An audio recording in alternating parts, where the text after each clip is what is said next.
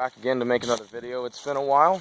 I've been pretty busy with finances and just making everything go to plan, or just work for my plan. I'm actually going to Europe.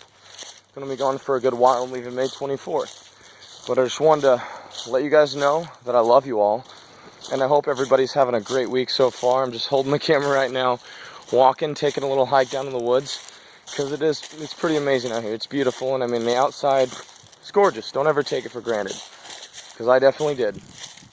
I just want to check in and let you guys know that I love you. I'm doing good right now. I'm alive, and it's always a good thing.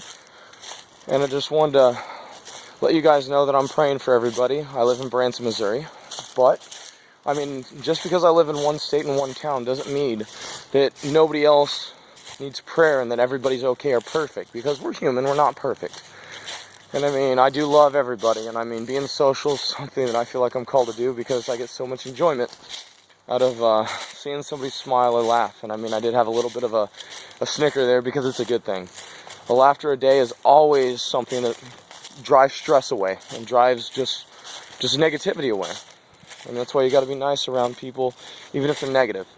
Just want to say, today, I mean, I do know there's a lot of people that I've talked to today that are struggling with some stuff and that they need prayer. One of my friends, Matthew, he'll definitely see this too.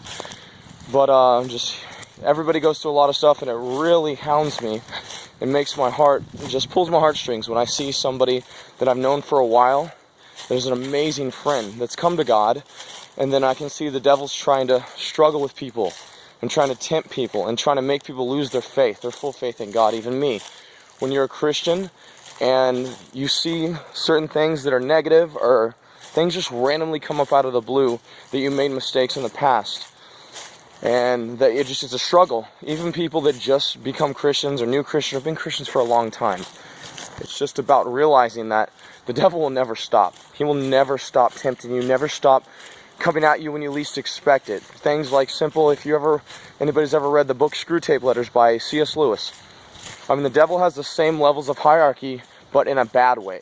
Simple things like when you're in church service and you get distracted by laughing or talking to somebody and not focusing on God's word from the pastor.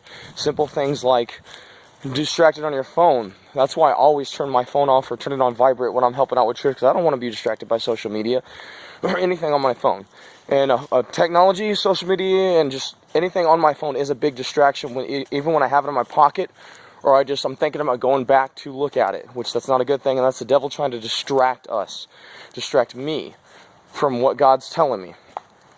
And I mean, being not perfect, that's another reason he tries to do it, because he knows he can tempt us in the most insane ways, and sometimes ways that we think is not for him, but God's trying to tell us something. That's why it's about a godly atmosphere.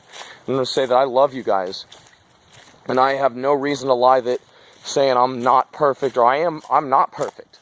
I can't lie about anything anymore, because me, when I was younger, I knew God, but I didn't care who I offended. I didn't care what I did, illegal or not. So that's why, then, you can only change this cycle if you choose to change the path, and you have to choose to change a path you take every day. It may seem like it's the same path, or it's a good path, or it's a path you never thought you wanted to change. But that's where the devil works into tempting us. And I'll just say I love you guys, and I mean, pray for my friend Matthew, and that he figures this out, and that he can be able to, I guess, have God work with it, good and bad, and just show the judges and just show the people that judge him that he made mistakes, and he knows he did, but he's trying to improve and doing everything he can to improve. I love you guys, and I just hope everybody enjoys this day and has a great week. I mean, I could say I love you a ton, but the word love is nothing we would ever expect. It's called, we would never as humans have that unconditional love like God has for us. Because, I mean, when you're mad or when somebody makes you mad, the first thing you think of is getting back at them. Even me. First thing you think about is getting back at them and just making them feel bad about something. That's why, as in another guy, Jeff Bethke, a spoken word guy, the thing is called counterfeit gods.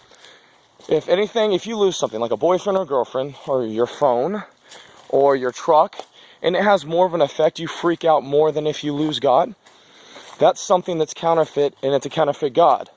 Because if it has more of an effect on you than if you lost God, that it is not a good thing.